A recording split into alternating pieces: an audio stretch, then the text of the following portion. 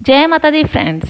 Today we are going to discuss the second tale of the Canterbury Tales, that is the Miller's Tale. जैसा कि मैंने बताया था कि यहाँ पे जो नाइट टेल थी वो एक नाइट ने सुनाई थी, तो वो काफ़ी एक रेपुटेड इंसान थे। लेकिन यहाँ पे मिलर जो मतलब चक्की का मालिक होता है, मिल मतलब चक्की, उस तो मिलर है, ये एक मिलर है और ये अपनी टेल सुनाता है। लेकिन ये काफ़ी मतलब ड्रंकन पर्सन है, शराबी है और बहुत वल्गर स्टोरी सुनाने वाला है यहाँ पे। So friends, may be you don't like this, क्योंकि फर्स्ट स्टोरी अपनी बहुत अच्छी थी, लेकिन यहाँ पे मिलर टेल, ये इसमें जो कैंटरबरी टेल में है ये अच्छी नहीं है। इसमें काफ़ी बेकार वर्ड्स यूज़ हुए हैं, तो you can say it's a vulgar tale, but we are going to discuss it because that's in our syllabus in the Canterbury Tales. So first of all we are going to discuss about the characters. So first one, but before the characters I want to tell you one thing. Please friends, subscribe the channel. So the first character is John.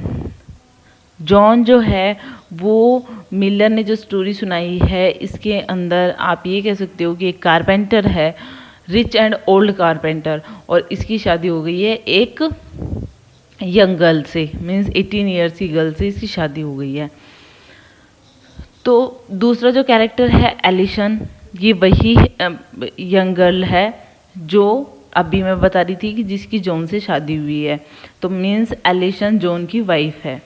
तो it's sorry friends, she is crafty wife of John, means the carpenter, and as you know she is much younger than her husband, and she has an affair with Nicholas, a boarder who stays with her and her husband. यहाँ पे एक border है, मतलब इनके साथ में रहने वाला एक टायरेंट कह सकते हो आप, वो है, और इसके साथ में इसका अफेयर होता है। निकोलस जो है ये भी इसी टाइप का है, मतलब जो मैंने बताया निकोलस वही है, और एब्सलोन भी है, वो भी वैसा ही है। निकोलस और एब्सलोन दोनों ही एलिसन के चक्कर में पड़े हुए हैं, दोनों ही उसे सीड्यूस करना चाहते हैं। तो निकोलस को लेकिन एलिसन मतलब सब कुछ करने देती है, उसकी तरफ अट्रैक्ट है, क्योंकि वो भी एलिसन भी है और यहाँ पे निकोलस भी है। तो निकोलस एक ऑक्सफोर्ड स्टूडेंट है जो जॉन और एलिसन के यहाँ पे रहता है, and he the passionate young boarder who uses his knowledge of astrology to convince the carpenter that another flood is about to begin so that he can seduce the carpenter's young wife. ये मतलब इसके पास knowledge है, astrology की knowledge है थोड़ी सी, जैसे weather forecasting होती है कि थोड़ा सा बता देता है कि कब ड्रॉट वगैरह, इसकी थोड़ी नॉलेज है उसको। तो उसको जो एलिसन का जो हस्बैंड है जॉन कारपेंटर जो है, उसको बेवकूफ़ बनाने के लिए ये यूज़ करता है इस नॉलेज को। उसको कहता है कि अनदर फ्लड आने वाली है, जैसे कि नोआ जो बाइबल का कैरेक्टर है उसके टाइम पे, नोह के टाइम पे आई थी, वैसी फ्लड आने वाली है। और ऐसी कुछ स्टोरी जब हम इसके टेल के बारे में डिस्कस करेंगे तब बताऊंगी किस तरीके से तो इसको बेवकूफ़ बनाता है कारपेंटर को। तो मतलब आप ये कह सकते हो कि मिलर टोटली एक कारपेंटर को बेवकूफ़ समझ रहा है और उसको बहुत ज़्यादा गंदे तरीके से उसको अब्यूजिंग लैंग्वेज कह सकते हो आप, कि उसको बेवकूफ़ बनाना कि एकदम वो पागल होता है। और साथ ही साथ इसमें जो अदर कैरेक्टर हैं वो भी बहुत वल्गर हैं। एब्सलोन जो है एक डेलिकेट कोर्टली लवर है, ऊपर Alison, he is a skilled musician and unabashed romantic, लेकिन a young clerk who falls in love with Alison, यहाँ पे ये तो प्यार करता है एलिसन से, ये भी इसको सीड्यूस करना चाहता है, लेकिन एलिसन इसे कोई मौका नहीं देती एब्सलोन को, क्योंकि वो निकोलस के चक्कर में है। और इसलिए ये interferes with Nicholas and Alison's tryst means गुप्त जो मतलब होती है, सीक्रेट जो मीटिंग होती है उसको मतलब देख लेता है निकोलस और एलिसन की, और इसके साथ फिर कुछ गलत होता है जो इस टेल में डिस्कस करेंगे। So let's begin with it. The host asks the monk to tell the next tale, but the drunken miller interrupts and insists that his tale should be the next. Means जो host होता है, जो सबको 1 by 1 chance दे रहा है tell कहने के लिए, ताकि ये देख सके कि किसकी टेल जो है वो फर्स्ट प्राइज लेती है। लेकिन यहाँ पे जो होस्ट है वो मॉन्क को कहता है कि तुम टेल सुनाओ, लेकिन यहाँ पे मिलर बीच में इंटरप्ट कर देता है क्योंकि वो ड्रंकन है और वो कहता है कि मेरी नेक्स्ट चांस है, मैं सुनाऊंगा tell. So his tale begins like that. An old and rich carpenter lived at Oxford. His name was John, who is married to an 18 years old girl named Alison. Like I told you, जो Oxford में रहता है और John नाम का है वो carpenter, और उसकी शादी एलिसन नाम की एक यंग गर्ल से हो जाती है जो 18 साल की है। He rents a room to a young astrology student named Nicholas, who can supposedly forecast the likelihood of rain, showers or droughts. Nicholas soon fall in love with Alison and one day grasp her around the groins. Means एक दिन क्या होता है कि इस तरीके से जब निकोलस उनके घर में रह रहा होता है, मतलब जॉन और एलिसन के, तो वो उसको मतलब फोरकास्ट करना, ड्रॉट वगैरह और कोई मतलब बारिश, बहुत ज़्यादा तूफान, इस तरीके की चीज़ों को फोरकास्ट करने की आदत होती है। मीन्स फोरकास्ट करता है। यहाँ पे वो उसकी जो वाइफ है जॉन की, एलिसन, उसके प्यार के चक्कर में पड़ जाता है और एक दिन उसको ग्रास्प पकड़ लेता है कमर से। ग्रोइंस मीन्स आप ये कह सकते हो कि कमर वाला हिस्सा। तो सबसे जब फर्स्ट टाइम तो उसने क्या किया, एलिसन ने रजिस्ट किया, इस चीज़ को रोका, लेकिन बाद में मतलब उसने उसको चांस दिया और इस तरीके से मतलब वो दोनों थे, उनके अंदर अट्रैक्शन होने लगी। तो यहाँ पे जो निकोलस था उसने उसके हस्बैंड को बेवकूफ़ बनाने की सोची। तो किस तरीके से बेवकूफ़ बनाते हैं, उससे पहले अगर मैं आपको सेकंड जो पर्सन होता है Absolon, another clerk in the parish, who had curly golden hair, who also mad with desire for Alison and used to sing at her window at night time, wooing her until he was withdrawn. तो इस तरीके से क्या करता है कि अब्सलोन भी उसके चक्कर में होता है, एलिसन के चक्कर में, और वो उसके लिए गाना गाता है विंडो पे रात में, तब तक जब तक कि मतलब वो दुखी नहीं हो जाता, बिल्कुल उसको लगता है कि वो वू कर सकता है उसको, लेकिन नहीं कर पाता।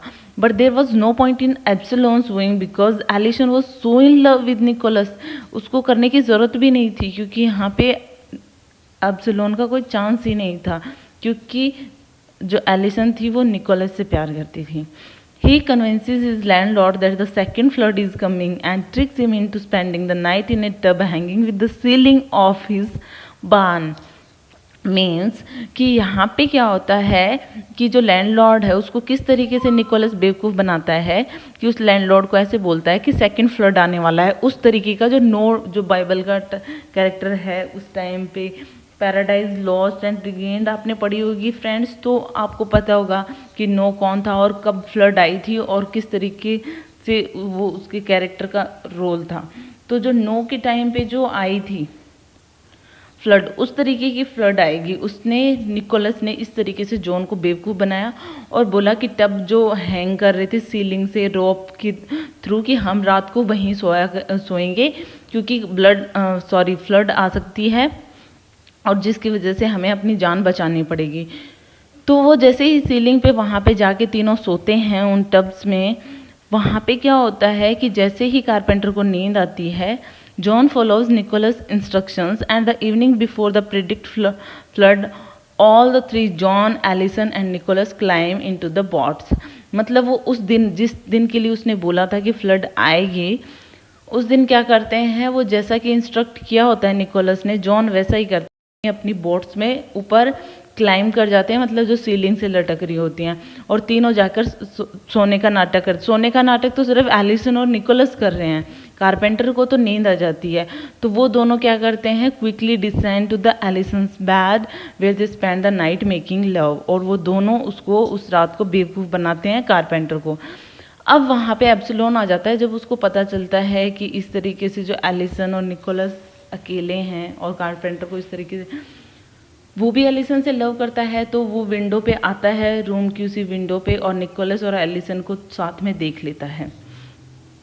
फिर वो दूसरों को डराता है कि that the bothersome clerk will arouse the neighbours, Alison agrees to kiss him. वो एलिसन से किस मांगता है, मीन्स एब्सलोन एलिसन से किस मांगता है, और ये बताता है कि बोदरसम मीन्स कि वो फालतू में बखेड़ा खड़ा कर देगा, नेबर्स आ जाएंगे ताकि उनकी दोनों की चोरी पकड़ी जाएगी। तो वो एग्री कर जाती है एलिसन ये सारी चीज़ों की, कि उसको कोई झंझट में नहीं पड़ना था। तो वो क्या करती है कि एग्री हो जाती है कि उसको किस देगी। But instead of her mouth she extend her rear out the window, fastidious Absolon kissed her naked arse, and Absolon overhears the young lovers laughing at him. Epsilon runs and gets a red hot poker, runs the window and tell her he has a golden ring for her. I will give it to you and ask for another kiss. यहाँ पे क्या होता है, जब पहली बार जब वो किस मांगता है तो यहाँ पे जो एलिसन है वो उसे बेवकूफ़ बनाती है। वो अपना बैक पार्ट है वो अपने विंडो से बाहर निकाल, विंडो के पास में लेके आती है, और एप्सिलॉन को लगता है कि वो मतलब उसका फेस है, लेकिन उसका फेस नहीं होता है, वो बैक पार्ट होता है। वो किस करता है, लेकिन बाद में उसको किस करने के बाद में जब वो सुनता है बात, दोनों हंस रहे होते हैं एलिसन एंड निकोलस, तो उसको लगता है कि उसे बेवकूफ़ बनाया गया है, तो वो काफ़ी दुखी होता है। लेकिन वो रिवेंज के चक्कर में एक रेड हॉट पोकर के पास में जाता है, मीन्स एक लोहे की छड़ लेके आता है बिल्कुल गरम, वापस से उसी विंडो के पास आता है और कहता है कि उसके पास उसकी माँ की दी हुई गोल्ड रिंग है और वो उसे देना चाहता है, मीन्स एलिसन को देना चाहता है, लेकिन बदले में उसे अनदर किस देना पड़ेगा। तो when Nicholas sticks his bottom out the window and farts, Absolon brand him on the buttocks. अब यहाँ पे क्या होता है, निकोलस अब की बार और भी गंदा प्लान बनाता है। वो खुद अपना जो बैक पार्ट है वो विंडो के पास लेके आता है और उससे गैस छोड़ता है, और लेकिन एप्सिलॉन उससे बदला लेने के लिए brands him on the buttocks, means जो छड़ थी उससे उसको पनिश करता है। तो फ्रेंड्स आप समझ गए होंगे किस तरीके से निकोलस जो था, फिर उसके साथ जो हुआ था इसलिए वो शाउट कर रहा था वाटर हेल्प वाटर वाटर, क्योंकि मतलब पानी पानी करके चिल्लाने लग जाता है। तो जो startling John from his sleep, means वो एकदम से चौंक जाता है, जो जॉन है वो सो रहा होता है, जो कारपेंटर है वो, और निकोलस जब वाटर के लिए चिल्लाता है तो कारपेंटर को ऐसा लगता है कि फ्लड आ गई, मतलब वाटर वाटर मतलब पानी पानी, तो फ्लड आ गई है। तो कारपेंटर इतना मतलब बेवकूफ़ बन जाता है कि वो जो सीलिंग से जो रोप से जो टब कनेक्ट होता है तो वो रोप को काट देता है कि अब फ्लड आ चुकी है, रोप को काटो ताकि हम दूसरे प्लेस पे जा सकें। तो इस तरीके से वो जैसे ही सीलिंग से कट करता है टब को और नीचे आके गिरता है तो उसकी आर्म टूट जाती है। The neighbours hear all the rush in and when they hear the John's preparation for flood laughed at his lunacy. अब यहाँ पे क्या होता है कि जब नेबर्स जब ये सुनते हैं ये सब कुछ कि कितना हंगामा हो रहा है, जो रक्कस हो रहा है कितना ज़्यादा, और तो सारे भाग भाग के अंदर आ जाते हैं। और जब ये देखते हैं कि जॉन ने ये जो सीलिंग से टब वगैरह लटका के मतलब बोट टाइप की जो तैयार की हुई है, तो कि फ्लड आएगी, इस सब चीज़ों से वो हंसने लग जाते हैं कि ये क्या पागलपन है जो कारपेंटर का है वो। इस तरीके से इसमें मिलर ने कारपेंटर को बहुत ही मतलब बेवकूफ़ साबित किया है इसके अंदर। तो मतलब यहाँ पे उसकी वाइफ और उसका लवर जो निकोलस और एलिसन भी यही कहते हैं कि पागल हो चुका है। तो इस तरीके से वो मतलब हंसी का पात्र बन जाता है। So it is all about the Miller's tale and next we are going to discuss the Reeve's tale. Hope you like this tale. Vulgar थी, ऐसा कुछ नहीं था लाइक करने का, लेकिन मे भी जो मैंने एक्सप्लेन किया है इससे आप स्टोरी समझ गए होंगे। So please subscribe the channel. So